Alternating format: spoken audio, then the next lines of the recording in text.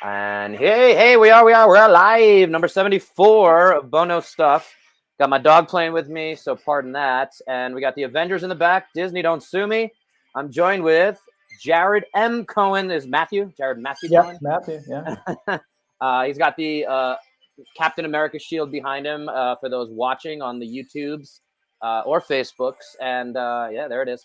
So if you're listening, you won't be able to see that. That's the Avengers thing. He's a bit of a Marvel geek, self-proclaimed, and would love to talk for an hour on that because I'm a little bit in that ballpark as well. But we're going to focus on a few other things today. So for those not familiar with Jared, you should be. I was just re-listening to his former podcast with Alexandra Ellis, Behind the Podium. Not Beyond the Podium, which was what I was going to say. Very good podcast, but he stopped that in 2019, unfortunately. But a lot of great episodes there still available. I just went and re-listened to a few prepping for this, so I encourage you guys to go back, check that out. And now his new company is Equipped to Evolve. He's a mental performance coach, again, based out of Santa Monica, California. And you traveled around. You were in Chicago, Washington, yes? Yeah. Originally from Chicago. Spent a little time in Eastern Washington. Have been in the Southern California area roundabout since 2010. Nice. MBA in performance psychology, which is very interesting. And for those listening to the show, haven't listened to all my episodes yet, checking in for the first time maybe. If you enjoy this episode, go back and check out episode 42 with Lee Povey, who is in a very similar space, who has a company. He's actually in Long Beach, just below you over there. And yeah, he's a good friend of mine that does similar stuff. They have Maximize Your Potential coaching. He worked with the UK cycling team and things like that. So yeah, a lot of cool stuff. I'm excited to dig into this. And I did before we start wanted to, I was, stalking you on Facebook and saw you had that quote, as opposed to one high road, I walk many paths to enlightenment. And I always mess this up, but that's my tattoo. And I don't know if you're familiar with the symbol. Cool. You're not familiar with the unilome? It might be a little distorted because of the water. Nice. But it's a Buddhist symbol that represents the path to enlightenment, and kind of it's very varied. So I thought that was a cool little. Whenever I see that word enlightenment, it always kind of has me perk up a little bit. So we can talk about that another time. But I want to jump into it and let you talk a little bit. Maybe introduce yourself to the folks. For sure. Yeah. Well, it's great to be here. I'm happy our paths are crossing in this forum. Let's see. My background is, the past decade for me has really been kind of a smorgasbord of performance, wellness, fitness, and I have no longer really have much of a relationship to CrossFit.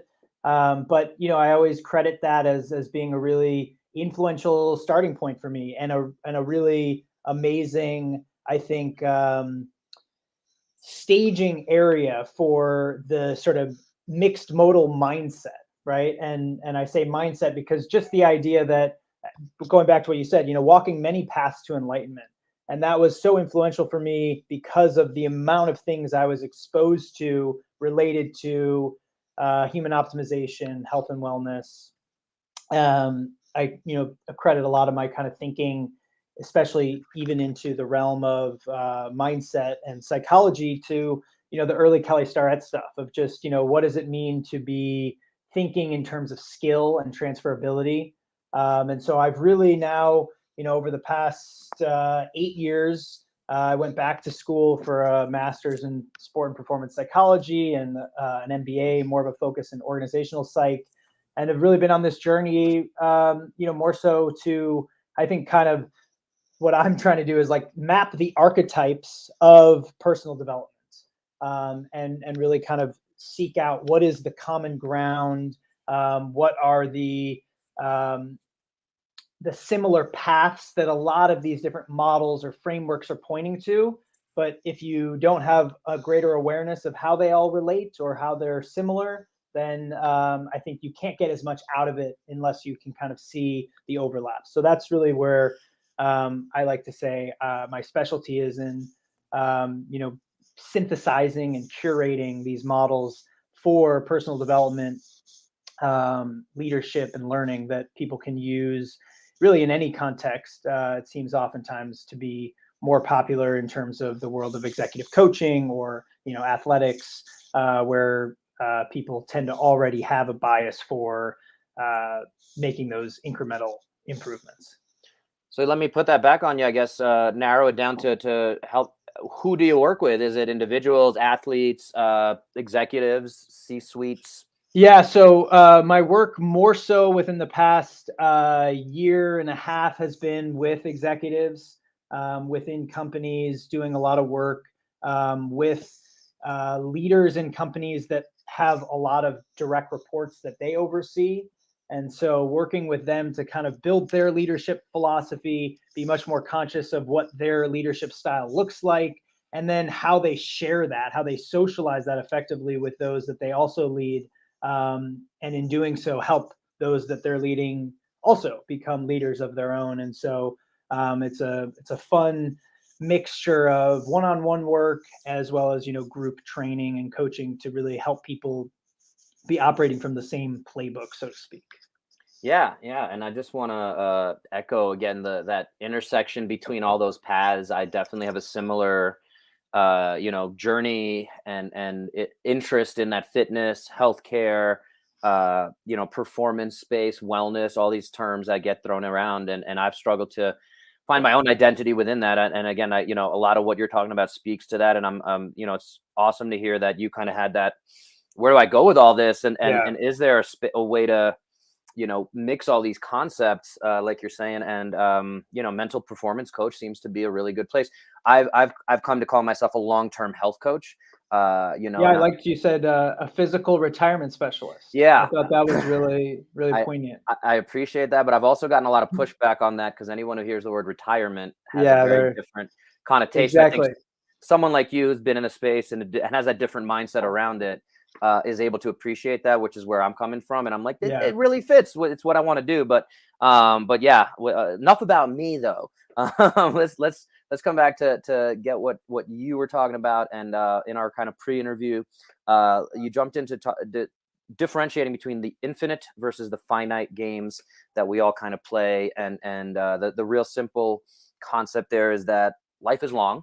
And we tend to, our lizard brain thinks about it. And we're recording this December 29th. New Year's is coming up, depending on when you listen to this. But New Year's resolutions, everyone's like, I want to lose 10 pounds as fast as I can. And, whatever it is. So that short-term goal versus having a goal for the entire year. And we can accomplish a lot more in 12 months than we can in, the next couple of weeks of, you're going to go into the gym, have your motivation, and then that burns out as we see year in and year out, which is one of our upcoming episodes of Demand Better podcast with Cohen over there. So I'll let you run with it and help us understand the difference and why we should care about infinite versus finite games. Yeah. I think this is one of these mental models that is so important for all of us to know and then be cognizant of how it's impacting our view of what's going on, as well as the decisions that we're making. So little background, James Carse wrote a book in like the late 80s called Finite and Infinite Games. It's a little bit of a quirky, more sort of philosophical book. If you like to sort of go deep in that, I highly recommend it. But a more accessible version is the book that Simon Sinek most recently wrote, and that is called The Infinite Game. And so the short of it is that finite games are games that have a clear beginning, middle, and end. And you play them primarily to win. Whereas infinite games, the purpose of the game is to keep playing, to perpetuate the game.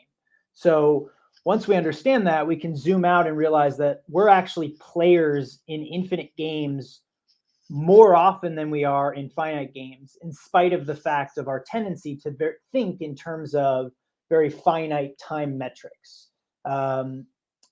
Health and wellness, fitness is a perfect example of a game that we are playing and that we want to play infinitely. So back to this context of physical retirement specialist, the idea there being that you want to help someone with their fitness, with their healthcare, with their movement, such that they're able to continue moving for as long as life is going to afford them that privilege.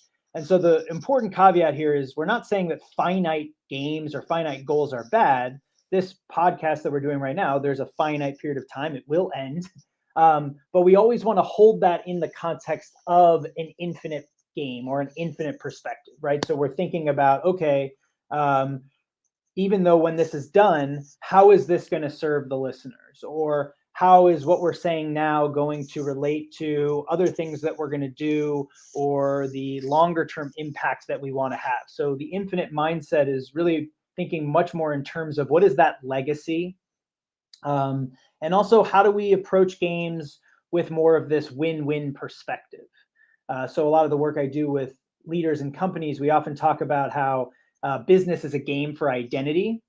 And while it's a game for identity, it's one on empathy, meaning that it's a virtuous cycle. So the more you help someone else grow their identity, that's going to be the best way for you to grow your identity, right? And so we don't need to think in terms of like you win, I lose, but the more that we can kind of help each other out, there is that abundancy that can be had. And that's very much the more infinite mindset that I think is just so key when we're talking about anything, but obviously has a lot of relevance in the context of health and wellness and how people are making decisions in pursuit of their wellness beyond just a goal.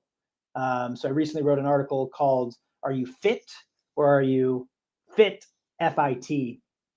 So fit, is sort of what we normally think of in terms of, does somebody have six-pack abs? What is the feats that they can accomplish? But this mindset of FIT is forever in training, right? And so the idea is that you can choose to be FIT fit anytime you want. It's a place you come from. It's an intention to be had. And I personally have to constantly remind myself, when I go for my training session of the day, sometimes I get overwhelmed because I'm thinking like, oh, I want to do this and I want to do that. And but I need to make time for this.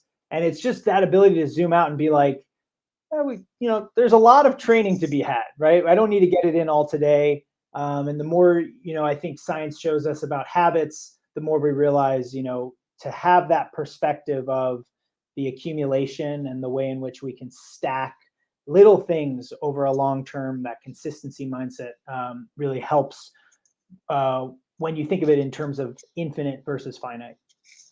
Yeah, no, I appreciate that explanation. It's interesting. I actually just did an audiobook. I think it was Start with No.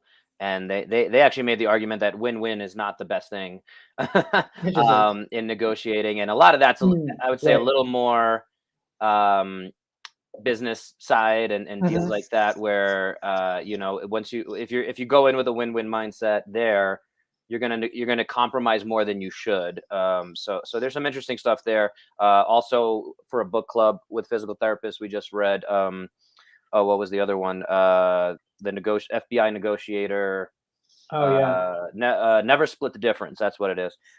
So anyway, there's some interesting stuff there in terms of that you made me think of there. But no, I appreciate that distinction. And again, I think that big theme of long-term versus short-term and being able to have that. And that's what I drove my business on. I have that other, if you haven't heard the 30-30-30 concept, the Bow 30 system of 30 minutes. That's short term. We can help you feel better, move better. The traditional kind of model that everybody's really interested in. Then we put a plan in place for 30 days, which a lot of people might not even realize they need. And then hopefully that can take us to the next 30 years. Again, I mentioned we're recording this right before the new year. I'm bringing a few people in, and of course, you might be more evolved than this per se, and no judgments around that. But of doing a paleo type challenge for January, I like to constantly, and I got into CrossFit around the same time as you. I think 2010. It sounded like that's when you were in there, and I've played around with so many a month without dairy, a month without gluten, a month. And reintroducing it and seeing how our body responds to it, and really being intentional with understanding that and how that's sustainable for the long term. So these are concepts that I think are definitely emerging with the way I practice, as well as I'm starting to see them a lot more prevalent in the fitness space as well. So yeah, I'm excited for that. Question on that whole concept for you. Do you go into stoicism at all? Are you interested in any of that stuff? Yeah, I definitely am. I've liked Ryan Holiday's stuff, and I've heard a little bit of is it William Irvine? Um, yeah, I think what's great about the Stoicism philosophy is the the sort of neutrality that they're always kind of trying to hold and strike and keep in mind. Um, which I think again fits very well inside of that infinite mindset perspective, and thinking about legacy. The other distinction here that works well is like position versus trajectory. So oftentimes we set a goal for I want to lose 30 pounds in 30 days, and then the 30-day comes around and you realize you only lost 20 pounds and you're like devastated, right? But the trajectory is still good. And so having that infinite mindset to kind of pull you back and have that greater context is an important reminder. And you can really start like dissecting this with our language, which I think, back to your point, the Stoics were very cognizant of, how are we speaking, and how does our language influence the stories we tell, and then the reality that we are actually constructing. And so, oftentimes there's Simon Sinek talks about this. Usually people will ask someone, do you want to have kids? And even that question like presupposes that once you have them, you're done. When a much more infinite minded question would be, do you want to raise kids? And even just that, it really makes you picture something different. And then there's the classic one that, we've all heard growing up. What do you want to be when you grow up? As if when you've grown up, that's like a finite time and then you're done. So I think these are all interesting things, to really reflect on of how we've maybe been thinking in ways that aren't helpful because we were actually had this more finite perspective without knowing that was in the background. And that segues really nicely to the second kind of question concept that we wanted to get to of what questions, this is your statement, and we're going to talk about it. Yeah. What questions are more effective than how questions? So I want, and again, we talked about goals, things like that, and I'll preface this and I'll let you rock and roll with it. But again, demand better with Corona. We mentioned the other show I have. We are doing that for the new year of actually encouraging people to focus on the how. And if you're setting a goal, instead of saying, I want to lose 30 pounds in 30 days, it's, okay, well, how do you want to do that? And okay, I'm going to hire a nutritionist, or I'm going to go to the gym 5 times a week and do an hour of cardio, whatever it is. And we can certainly go into depths on all that. But yeah, so we're actually saying the opposite of your statement. So your statement is, what questions are more effective than how questions? And tell me why you're right and I'm wrong. But the caveat there is you're totally right. And how questions are actually they're super valuable and they're really important. And thinking in terms of how, like i.e. process or the way you're relating something is essential. Even just, how is sometimes even it's just a placeholder for behavior, right? Like what is the style in which I'm going to approach this? So is it going to be fast? Is it going to be slow? Is it going to be aggressive? Is it going to be more conscientious? So how is great. My point is more related to when interacting with others. So I've noticed this, that when you ask someone like, how was it? Or how are you? Or how do you like your job? Our default is to kind of then go like, oh, it's good. It's okay. Yeah, it's all right. It's fine. But when you ask the what question, right? Like, what was that like? Or what are you feeling? Or what do you like about your job? All of a sudden, it opens up this different experience for someone to actually have to take inventory of what occurred to then speak more at length, with greater elaboration and introspection, which I think is really useful and helpful. That is probably also more aligned with our intentions sometimes when we are engaging in genuine conversation and we're trying to get past some of the, I think, small talk pitfalls of how questions. Yeah, and I think you gave the example on a recent post of, the comment, "Hey, how you doing?" It's like, "I'm good," Yeah. versus what's going on with you. Like, I actually want to know, and I'd like to open up that space to engage in that conversation. So yeah, no, I appreciate that distinction. And obviously, I think we were both being a little facetious, but I definitely was of there is no right and wrong. It's just different context. So I appreciate you clarifying that. And that takes us to our third kind of topic concept here. And I'm trying to make some timestamps, which I'm terrible at, but try that. Is you put about demanding better. So you took a listen to our episodes, and I guess that kind of opened up this dialogue concept of if you're going to ask someone to demand better, that you should be pretty in depth in your convictions. And I stopped you as we were talking about this pre going live, and because I wanted you to save it for the episode here. So please enlighten us there as the dog plays fetch, which is the most important thing right now. Yeah, so I came up with this idea, or this framework, this model, what I'm calling a compelling point of view. And so, heavily influenced by Seth Godin's most recent book, The Practice, Shipping Creative Work.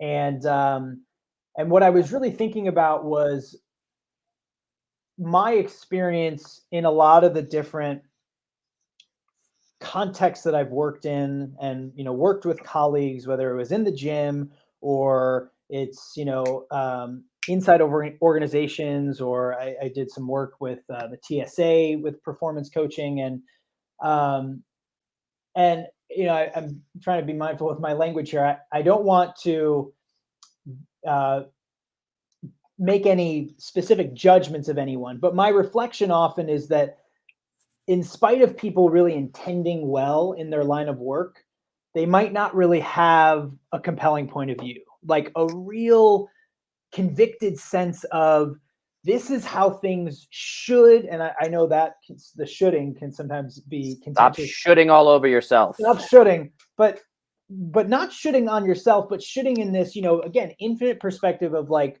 what are you really gung-ho about in terms of how things should be done in your line of work to really have this deep and profound impact beyond the short term. And I guess I come to this because like I take my work really seriously, maybe too seriously at times, and I tend to be a little bit critical or skeptical or just even curious of what are other people that in similar fields, like what is their conviction, or what are their convictions about how things should be done, and what would kind of get them a little bit more provoked in a good way to really want to stand for something. And so I came up with this framework to give people a sense of reflecting on this for themselves. And so in the demand better context, we could think about this from the client's perspective of when you're evaluating a prospective practitioner, a personal trainer, a physical therapist, nutritionist, you could be thinking through these lenses yourself as to how they come to what they come to, and really kind of wondering what is their compelling point of view, or do you experience them as having one.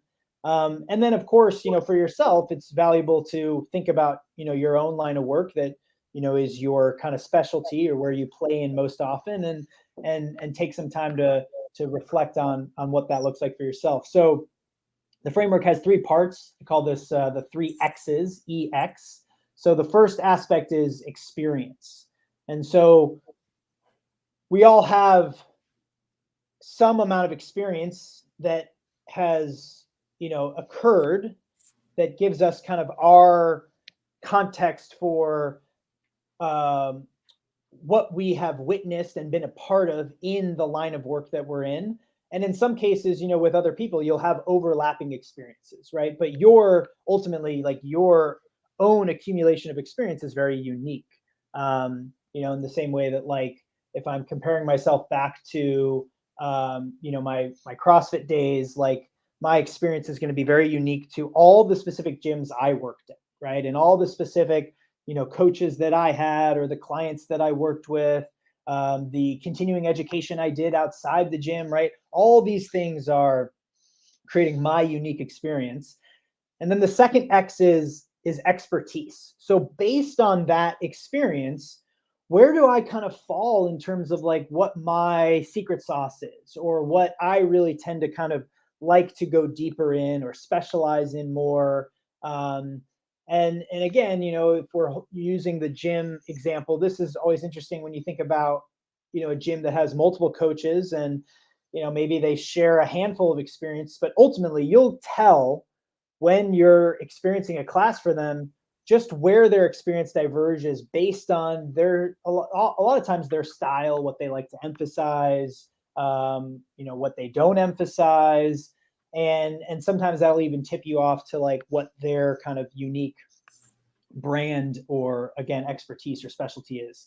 And then finally, the third X is excellence. So based on your experience and based on kind of where you sort of sit in terms of what your unique expertise is, where is that going, right? What's the, again, infinite context? What's the sort of ideal vision of a future state that you have for really being able to continue to apply your experience and expertise in contribution to this more ideal state where people are the beneficiaries of that which you really see as being kind of the ultimate way that you feel like your line of work, it's coaching, it could be massage therapy, it could be financial advising, right? That whatever that is that you feel like is going to have the really profound impact that you see as being the more utopian state.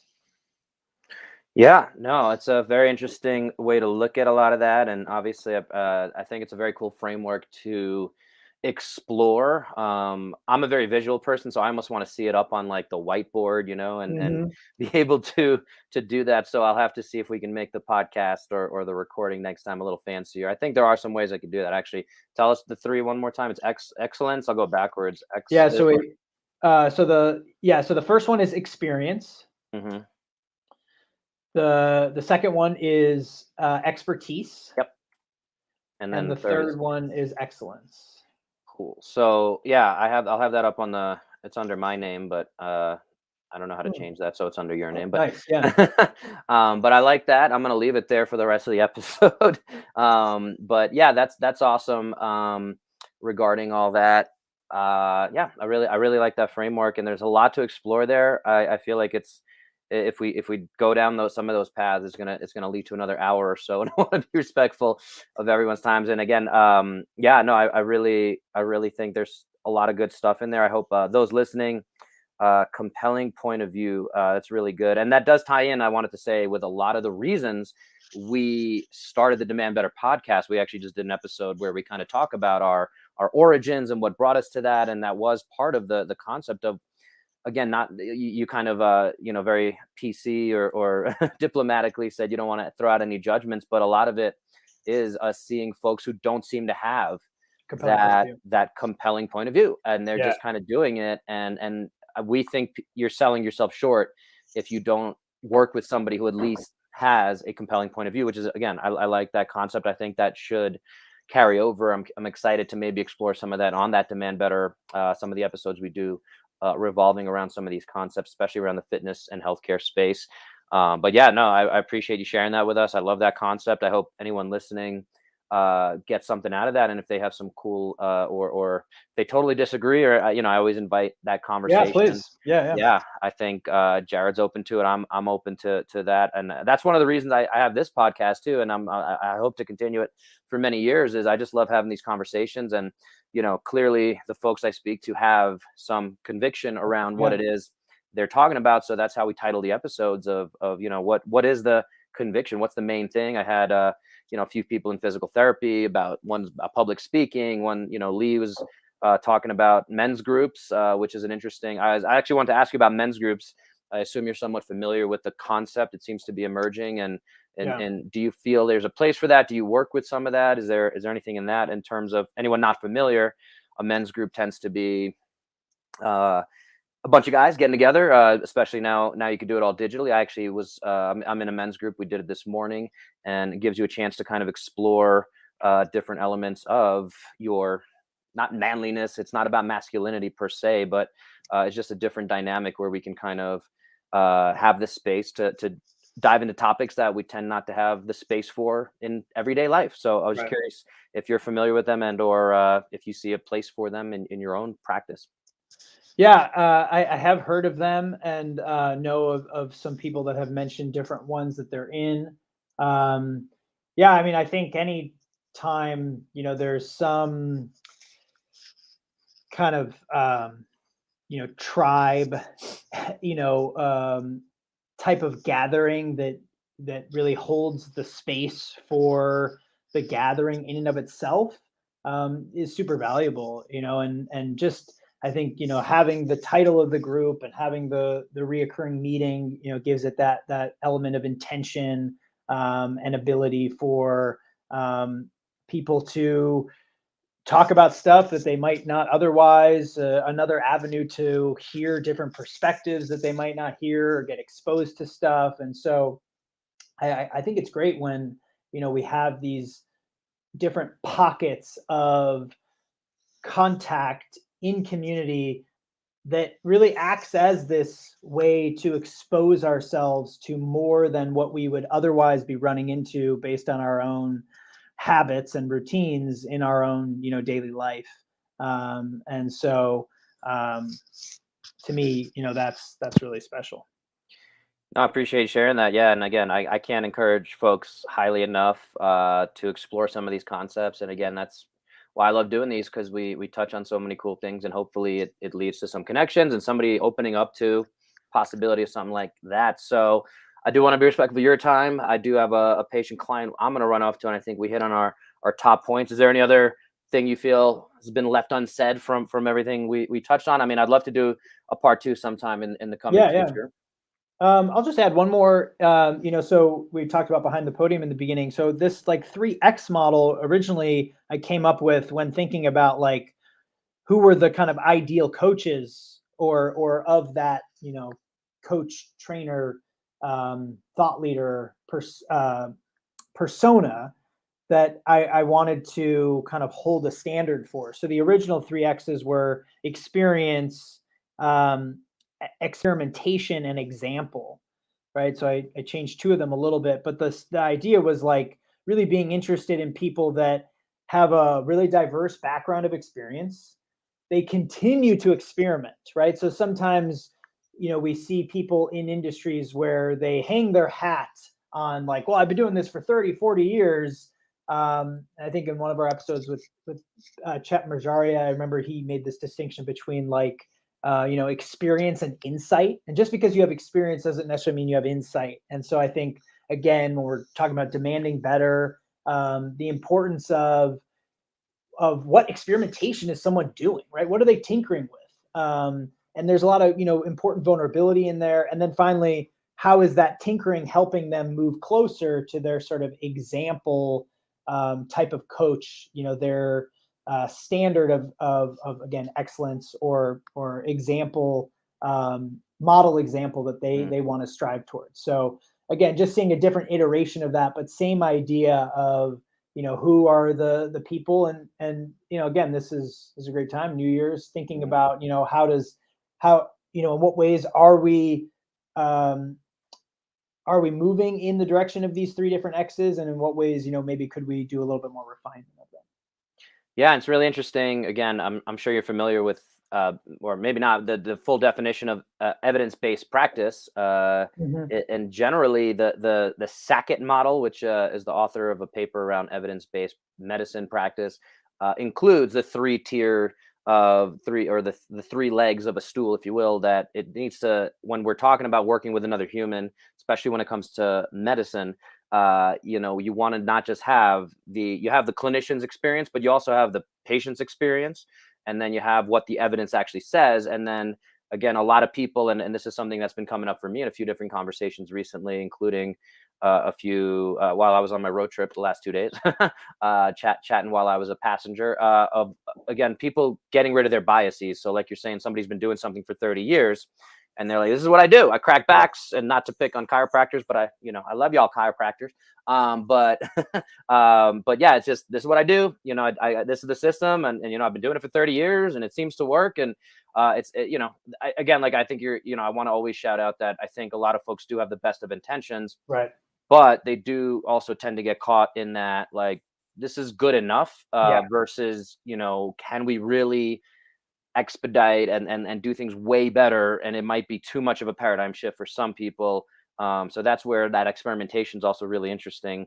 Not just chasing the latest fad again in physical therapy, last few years, dry needling, or Mhm. blood flow restriction training, all these things. And again, I love talking about all that stuff, but yeah, changing some of these biases. And the conversation I was having, I'll share, was around some physical therapists that really believed in, for low back pain you have to do core training, and that's the only thing, and like, let's not talk about anything else. Yeah. And folks being willing to talk and open up and committed to learning, which is a post I just reshared of yours on my Instagram there, about where do you fall in that line? Are you committed to learning, or are you committed to being right? Yeah. And if you're committed to being right, you might more often than not be on the wrong side of history, so to speak, versus having an open conversation. And there's so many other parallels I'd love to explore here. Like I said, on the political spectrum as well, and folks that I get along with so well. And then we start talking politics, and it's like, whoa, whoa, whoa, whoa. Yeah. Yeah. You're going down this very dark rabbit hole, so to speak. And I'm just like, I'm here to have a conversation. Like, I had a good friend tell me, like, we talked about gun control or something, and not to open up that can of worms there, but he's like, well, why don't you go live in Scandinavia? And I'm like, okay, like, that's a good response to that. Anyway, I'm sure folks, if just finishing up off the holidays, if they're listening to this live or recently to us posting, might have had some of those fun conversations in Thanksgivings or Christmases. So anyway, good place to leave it, I think. Where we could definitely go down some rabbit holes. I'm gonna appreciate you sharing that extra thought. I'm gonna put that Avengers theme song back on for you again. Disney, don't sue me. And I'll let you kind of share with folks where they can best connect with you or find you. Awesome. So best place is equipped2evolve.com, EQUIPPED, the number 2, and evolve.com. And the best place to kind of go deeper in a lot of the stuff that we've talked about today is the blog.